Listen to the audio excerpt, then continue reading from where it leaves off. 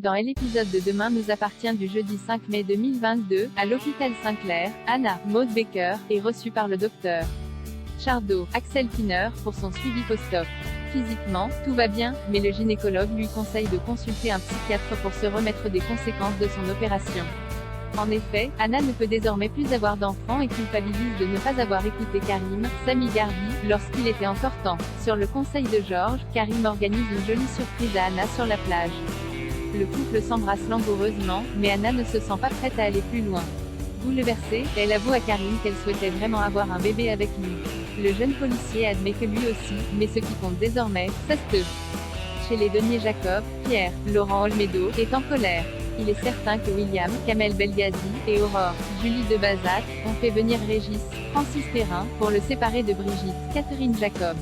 En voyant son grand-père accuser ses parents, Manon, Loulia Bachelier, passe aux aveux. C'est elle qui a appelé Régis pour réunir ses grands-parents. Pierre est hors de lui. Il ne comprend pas pourquoi tout le monde essaye de le séparer de Brigitte, qui est d'ailleurs très heureuse avec lui. Pour William et Aurore, ce n'est trop. Si Pierre avait envie de se remettre en couple, il aurait pu choisir n'importe qui d'autre que Brigitte.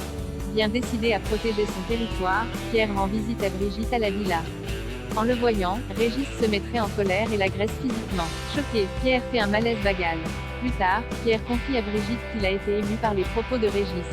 Il sait désormais à quel point celui-ci aime sa femme. Perdue, Brigitte admet que Régis a ses qualités, elle, sa dose de défaut. D'un commun accord, Pierre et Brigitte mettent un terme à leur relation. Pierre admet qu'il aura besoin de temps pour l'oublier et lui promet d'être là si, un jour, elle a à nouveau besoin de liberté. Le soir venu, Régis et Brigitte font leurs valises. Ils ont décidé de partir en voyage en Californie et ne rentreront probablement pas cet été. Avant de partir, Régis remercie Manon. Sans elle, il aurait perdu sa femme. Sébastien soupçonne le retour d'un célèbre tueur en série sur le chemin de la pâtisserie. Tristan, Mathieu Alexandre, Croisebar, Hector Langevin. Il lui apprend qu'il travaille désormais à la pâtisserie de Gaël. Tout s'y passe à merveille, mis à part le fait que la chef pâtissière a repoussé ses avances la veille. En arrivant à la pâtisserie, Tristan et Bart trouvent le corps de Gaël. Les bras en croix, les yeux grands ouverts, la jeune femme a été assassinée par la même personne que Violette Lenoir, la fleuriste de Sète. Non seulement Karl Dargaud est innocent, mais la police de Sète a un tueur en série sur les bras. En arrivant sur place, le procureur Perrault, Xavier Deluc, fait une constatation étonnante. Gaël était spécialisé dans les gâteaux de mariage, tout comme Violette réalisait des assortiments de fleurs pour les événements matrimoniaux. Poussé par son intuition, Sébastien retourne dans l'atelier de la fleuriste et trouve un bouton de rose tigre. Il appelle aussitôt les archives du parquet de Versailles et demande le dossier de Loïc Mercier. Interrogé par Martin, Franck Mancini, Tristan explique qu'il travaillait pour Gaël depuis quelques temps. Il omet néanmoins de parler de sa relation avec elle.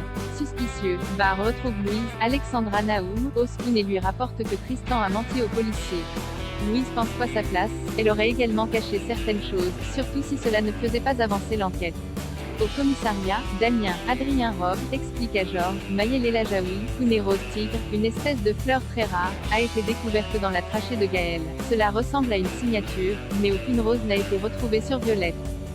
Dans la soirée, Sébastien demande à Martin de passer le voir. Il lui révèle avoir trouvé une rose tigre dans l'atelier de Violette Lenoir, et ajoute que ce n'est pas la première fois que des professionnels du mariage sont pris pour cible par un tueur en série. 10 années plus tôt, il a eu affaire à un certain Loïc Mercier, un psychopathe surnommé le tueur à la rose tigre. Lodin Widget.